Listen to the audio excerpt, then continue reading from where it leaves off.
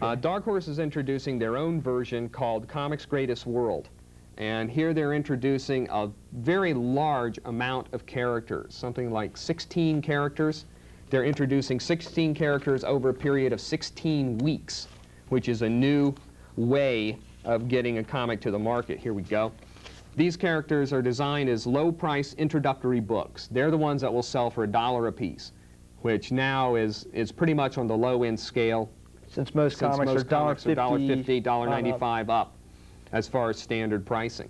But their technique is to try to get your money 4 times a month versus once a month. Right. And they have the titles coming out weekly instead of monthly. And what they're trying to do is hook you in, so by doing what you might want to call a loss leader comic, is to get you absorbed in the story, say, hey, this is something I want to try again. Exactly. Okay. The key in dealing with any new comic is going to be the artwork, it's going to be the writing, it's going to be the character and the plot developments, and it's going to be whether they can sustain it long enough to sustain your money. And the weekly timeline is an interesting new concept, because I noticed most, just working in the comic store, most kids anticipate a comic so much that they cannot wait once a month for a comic to come out.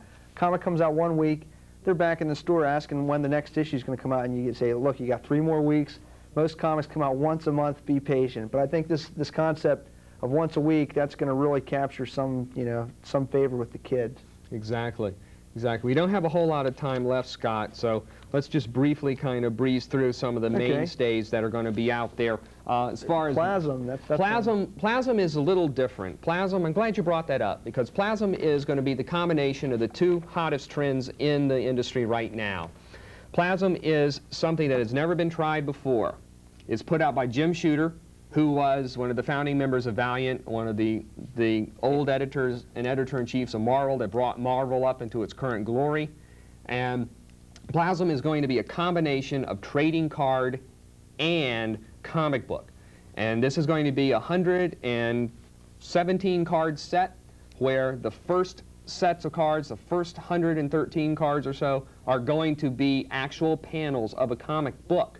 So by assembling your collection of cards, you will be assembling a 13-page comic book, which is the introductory comic book to this set of characters in this whole nother world. Then they'll have the standard character chase cards and the foil cards and things like that to enhance it.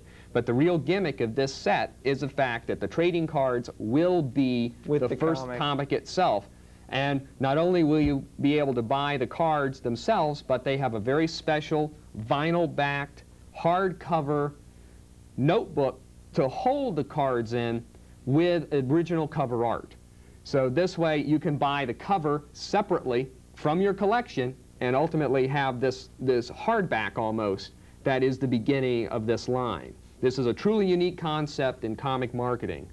So it's basically going to be a comic page with so many slots per page. I guess just like a baseball card notebook.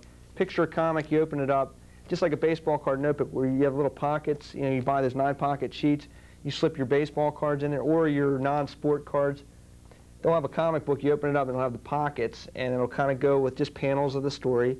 Put them in there and you collect them, and eventually you'll get the whole story. So by the time you have your full collection of cards finished, you'll have the sequential panels all the way down the line, open it up, and you can read it just like a book. Exactly. So that's going to be a real interesting thing to see how well it'll sell, because this is not done with an established character that people know about. This is done by a whole new universe with a whole new storyline of where the entire universe is alive, sentient. Everything is alive. The people, the machines, everything. And how everything interacts with each other can make for some seriously fun reading. But it's going to keep things rather complicated, I think.